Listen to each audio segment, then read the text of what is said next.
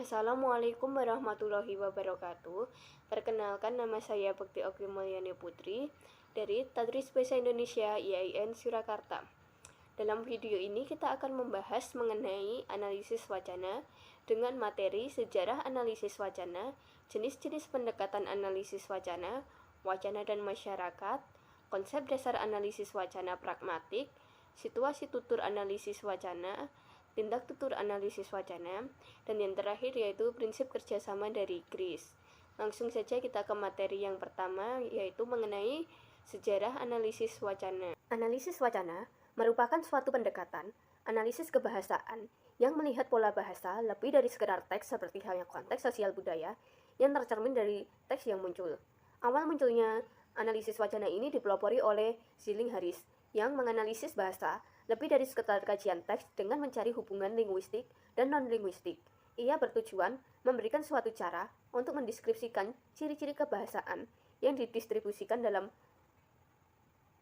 teks dan cara-cara teks dikombinasikan dengan gaya dan style teks masing-masing. Kemudian setelah Schilling-Harris, muncul Van Dijk yang berpendapat bahwa analisis wacana adalah hubungan antara masyarakat dan wacana bersifat tidak langsung, tergantung pada bagaimana penutur mendefinisikan genre atau kejadian komunikasi yang mereka lakukan. Setelah itu, ada Fries yang berpendapat untuk memahami wacana perlu memahami makna apa yang dikatakan atau dituliskan seseorang tentang konteks dan situasi. Jika tidak memahaminya, maka tidak dapat mengetahui apa yang dimaksud. Setelah itu, ada Halliday yang mengatakan bahwa hubungan konteks situasi teks dan konteks budaya dengan terkesan menciptakan kemungkinan penutur menciptakan situasi teks sehingga kedua hubungan tersebut mempengaruhi penggunaan bahasa dalam situasi teks.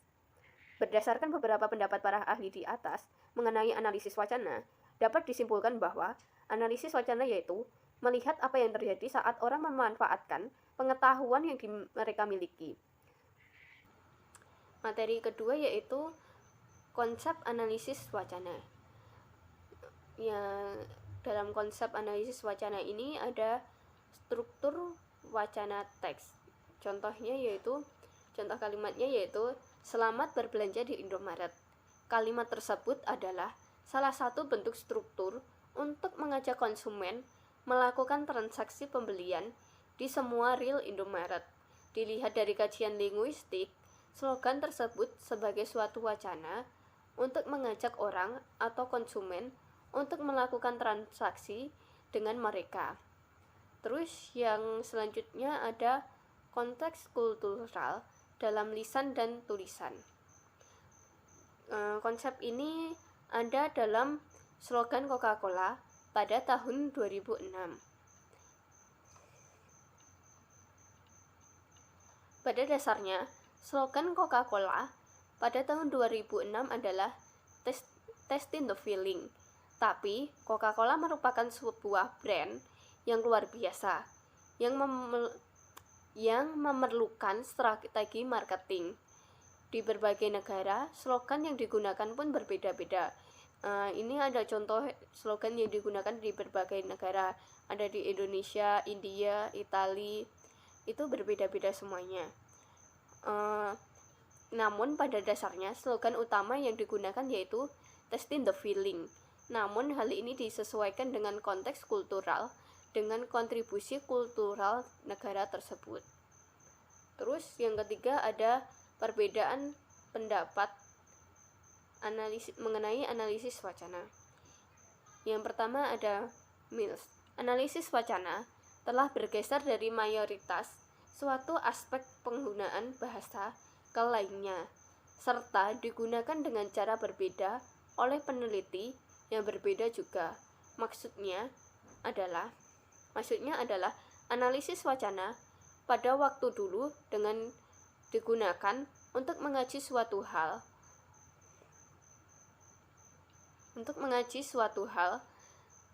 menyoroti suatu aspek situasi dan kondisi untuk melihat pola komunikasi. Namun seiring berjalannya waktu, analisis wacana diubah dengan disesuaikan dengan kebutuhan peneliti. Yang kedua ada Fairclough. Fairclough mengatakan analisis wacana bersifat linguistik dan sosial dalam orientasinya, sehingga tidak membedakan pada orientasi tekstual maupun sosial. Maksudnya adalah analisis wacana bersifat linguistik dan sosial sehingga tidak dapat disparasikan tergantung dengan orientasi kontekstual maupun sosialnya. Kemudian yang ketiga ada Cameron and Khalid. Berdasarkan pendapat mereka bahwa bahasa selalu lekat dengan sosial sehingga analisis wacana tetap harus ditafsirkan dalam hal makna dan fungsi sosial mereka. Mereka menganggap bahwa analisis wacana lengkap dengan bahasa dan sosial sehingga keduanya harus dipahami secara komprehensif dan koherensif. Dalam hal ini, makna dan fungsi sosial mereka. Yang keempat, kemudian ada wacana sebagai konstruksi sosial. Wacana dibentuk oleh dunia sekaligus juga membentuk dunia. Maksudnya, wacana dibentuk oleh bahasa serta bahasa pembentuknya. Itu dibentuk oleh orang-orang yang menggunakan bahasa serta membentuk bahasa yang digunakan orang-orang. Wacana juga dibentuk oleh wacana yang mendahulunya, yang memungkinkannya. Wacana juga dibentuk oleh medium kemunculannya serta bentuk kemungkinannya bagi medium itu. Yang kelima ada wacana sebagai identitas sosial. Cara kita membuat terlihat dan terkenali siapa kita dan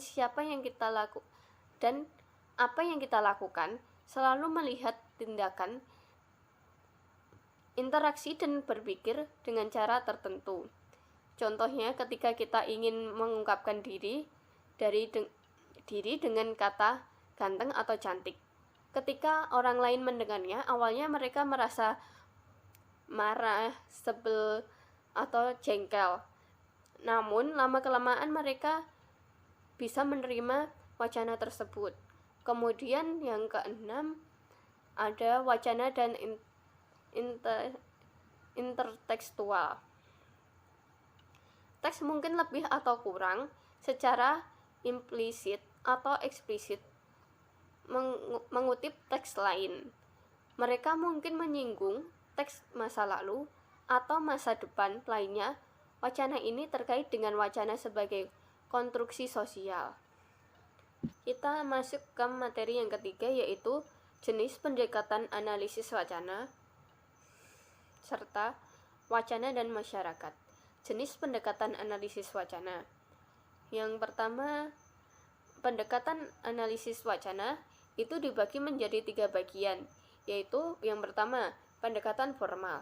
Pendekatan ini memahami wacana sebagai tataran yang lebih tinggi dari kalimat. Wacana dikaji dari jenis, struktur, dan hubungan bagian-bagiannya. Dalam hal ini, analisis wacana melihat bagian-bagian dalam struktur teks atau kalimat paragraf yang terkait dengan kohensi dan koherensi. Terus kemudian yang kedua ada pendekatan sosiologi empiris. Pendekatan sosiologi empiris memahami wacana sebagai peristiwa tutur yang terkait dengan konteks. Pendekatan ini melihat wacana dari sisi pembicaraan, hal yang dibicarakan dan mitra bicara. Kemudian yang ketiga ada pendekatan kritis. Pendekatan ini dikenal juga dengan analisis wacana kritis dan menjadi pendekatan kontemporer untuk bahasa dan wacana dalam lembaga sosial. Gagasan ini dipelopori oleh Teun van Dijk. Kemudian ada wacana dan masyarakat. wacana dan masyarakat ini ada komunitas dan wacana.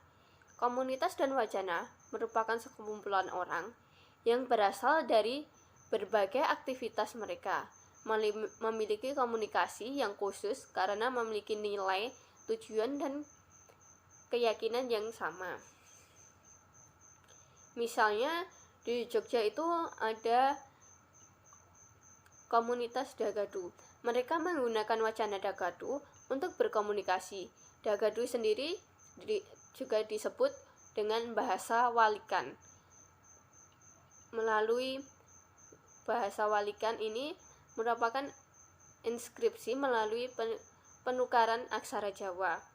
Kemudian yang kedua ada bahasa praktik sosial kedaerahan. Wacana sangat dipengaruhi oleh faktor sosial dan kebudayaan.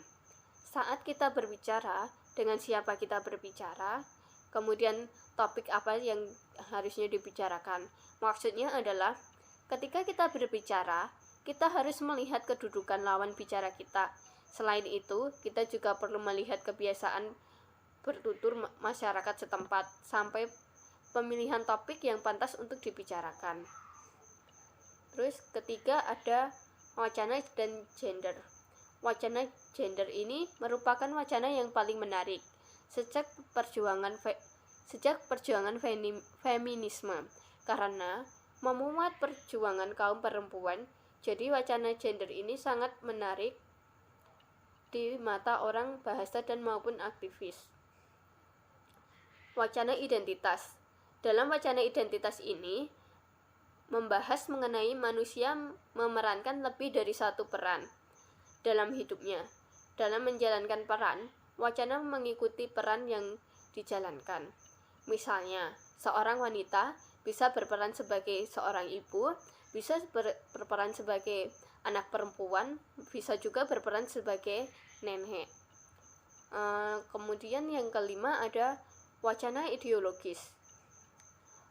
Dalam wacana ini, lisan maupun tulis tidak hanya selalu menjadi metode linguistik, tetapi juga menjadi proses signifikan secara politik dan sejarah.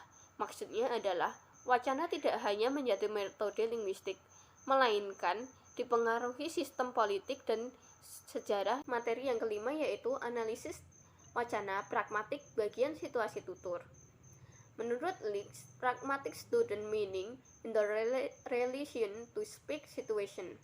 Leaks melihat pragmatik sebagai sebuah ilmu mengkaji hubungan antara situasi dengan situasi tutur, seperti aspek tutur, mitra tutur, penutur, dan tempat tutur, dan lain sebagainya. Kemudian ini ada contoh klausa yang letaknya jauh dari kota. Contohnya klausa yang letaknya jauh dari kota. Kalimat yang menolak. Kita berangkat ke Jogja minggu pagi ya. Letaknya jauh dari kota. Rumahku kosong kalau ditinggal lama-lama. Nah, letaknya jauh dari kota. Ini dijadikan sebagai sebuah alasan. Kemudian untuk membujuk. Soto seger buka cabang di Jogja. Letaknya jauh dari kota. Lokasinya sejuk dan lahan parkirnya luas. Jadi dalam kalimat ini soto seger buka di Jogja, letaknya jauh dari kota. Jauh dari kota ini membujuk untuk menuruti ajakan karena jauh dari kota, lokasinya masih segar, udaranya sejuk. Kemudian digunakan sebagai menginformasikan. Kamu tahu rumahnya Wina, tahu nama daerahnya Tawangsari. Mana itu? Letaknya jauh dari kota. Kemudian ada aspek-aspek situasi tutur. Yang pertama ada penutur dan lawan tutur.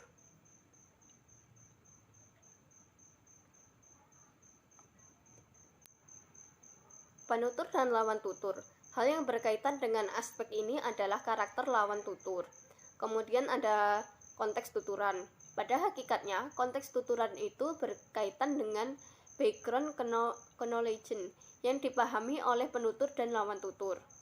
Kemudian ada tujuan dari tuturan. Hal ini dilatar belakangi oleh maksud dan tujuan dari tuturan tersebut. Tuturan sebagai tindakan. Tuturan sebagai verbal act dan menjadi entitas konteks penutur dan lawan tutur, waktu dan tempat penuturan. Kemudian ada tuturan sebagai tindakan verbal. Hal ini membedakan kalimat dan tuturan. Kemudian materi yang keenam mengenai analisis wacana pragmatik bagian tindak tutur.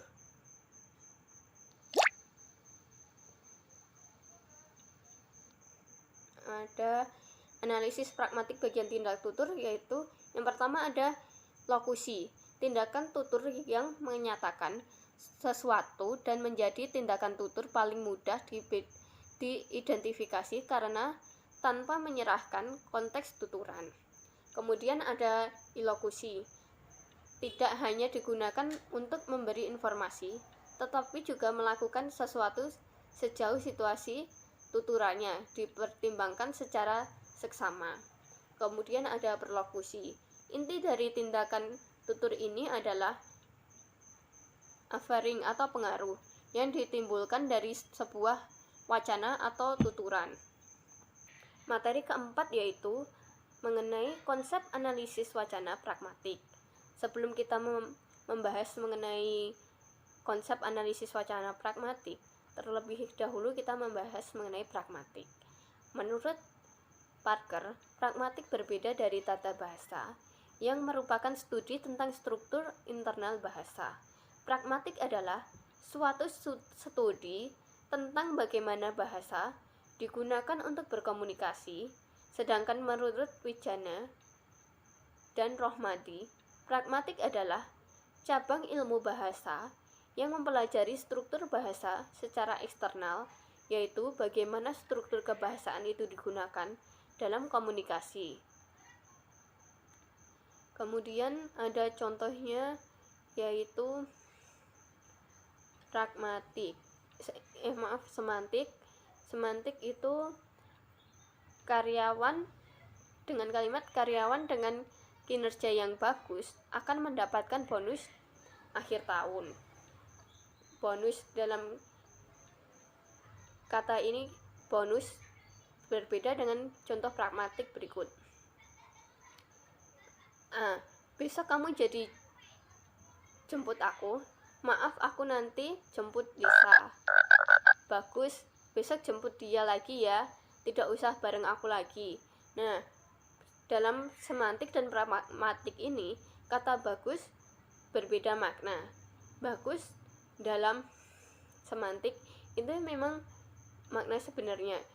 Dalam pragmatik ini, bagus digunakan untuk sindiran. Kemudian yang ketujuh dan materi yang terakhir adalah prinsip kerjasama dari Chris. Yang pertama ada maksim kuantitas. Maksim kuantitas menghendaki setiap peserta penutur memberikan kontribusi yang secukupnya atau sebanyak yang dibutuhkan lawan bicara.